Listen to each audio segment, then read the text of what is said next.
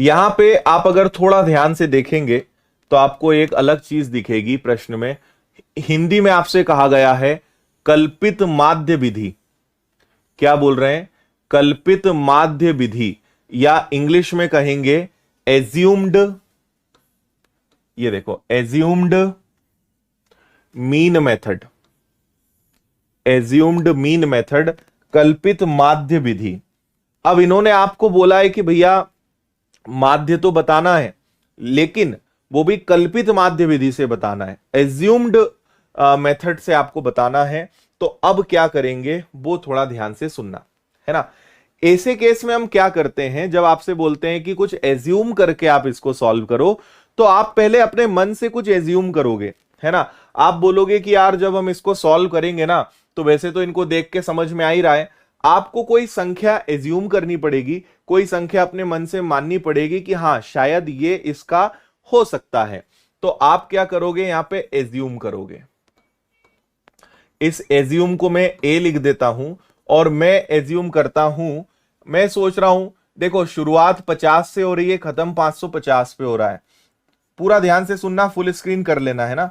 50 550 को जोड़ के मैंने सोचा कि यार 600 600 का आधा, सो लेट्स एज्यूम कि आंसर 300 के आसपास आएगा, है ना।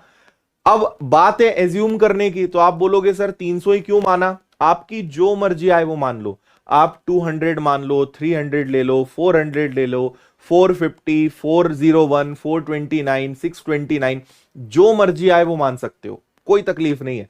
आप कुछ भी एज्यूम करना, आंसर सेम आएगा। पर मुझे इनको देख के लग रहा है कि 300 ले लेते हैं, क्योंकि आंसर या तो 300 से ज्यादा आएगा या 300 से कम। वैसे तो यहां दिख ही रहा है कि आंसर 300 से कम ही आना है ना। आप 250 भी एज्यूम कर सकते हो, 260 भी एज्यूम कर सकते हो, 290 भी एज्यूम कर सकते हो, 300 भी कर सकते हो, कुछ भी एज्यूम कर लो, आंसर पे कभी फर्क नहीं पड़ेगा। ठीक है, चलो तो इसको अब हटा देते हैं। अब आगे सुनिए। अब यहां पे जो नई चीज ऐड होती है वो क्या है समझना। पहले आप क्या करोगे, पहले आप निकालोगे x, इसके बाद इस बार एक नई चीज आएगी, वो आएगी x माइनस ए। फिर x माइनस ए के बाद आएगी आपकी फ्रीक्वेंसी f, और जब इन दोनों का गुणा होगा तब आपका क्या बनेगा, फ्रीक्वेंसी ऑफ x माइनस ए, है ना, ये आएगा आपका। और फिर आपका आंसर आएगा। देखो पहले तो आप जो कर रहे थे वही करो। 50 और 150 को जोड़ोगे 200, 200 का हाफ कितना हो जाएगा 100, यानी बीचों बीच कितना आएगा 100। फिर यहां पे बीचों बीच कितना आएगा 200, इनके बीच में क्या आएगा 300, फिर कितना आएगा 400, और फिर कितना आएगा 500। इतना समझ में आया क्या सभी को? इनके बीच में कितना आएगा 100, यहां पर प्लस करके हाफ करो तो 200, 300, 400, 500। अब क्या करना है, आपने जो एज्यूम करा वो बोलेगा कि तुमने मुझे क्यों एज्यूम करा, मेरा तो कुछ यूज करो। तो देखो मैंने लिखा है x माइनस ए, x में से a को घटाते हैं, जो आपका x है उसमें से एज्यूम करा हुआ माइनस करते हैं, तो 100 minus 300 is equal to minus का 200, 200 माइनस 300 माइनस का 100, 300 माइनस 300 0, 400 माइनस 300 प्लस का 100, 500 माइनस 300 प्लस का 200।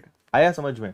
फ्रीक्वेंसी पहले से गिवन है 15, 11, 10, 13 और 8।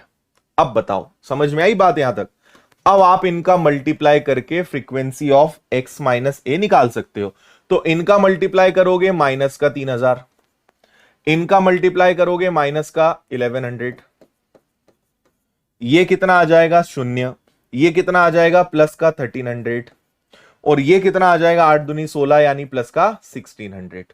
ठीक है, अब आपको पता है कि हम क्या करते हैं, सिग्मा ऑफ एफ एक्स, तो इस बार ये है, और डिवाइडेड बाय सिग्मा एफ, इससे सॉल्व करेंगे। तो पहले तो आप ये देखो आपको पता है कि आपने जो एज्यूम करा है, आंसर या तो 300 से ज्यादा आएगा या आंसर 300 से कम आएगा। तो हम क्या करेंगे, यहां लिखेंगे 300, है ना, यहां पे आप लिखोगे 300 plus sigma F X minus A और सिग्मा एफ। आंसर 300 से प्लस आए या माइनस आए इसको कोई फर्क नहीं पड़ता। तो देखो 300 और 1100 कितना आ जाएगा, माइनस का 4100, 1300 और 1600 कितना आ जाएगा, प्लस का 2900, तो ये आपका घूम फिर के कितना आ रहा है, माइनस का 1200 आ रहा है।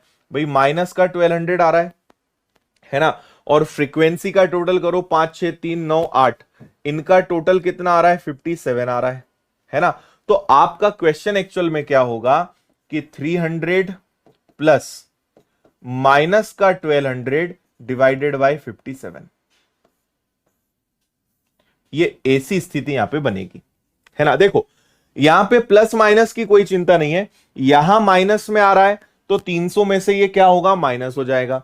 यहां ये प्लस आता तो 300 में प्लस हो जाता, है ना।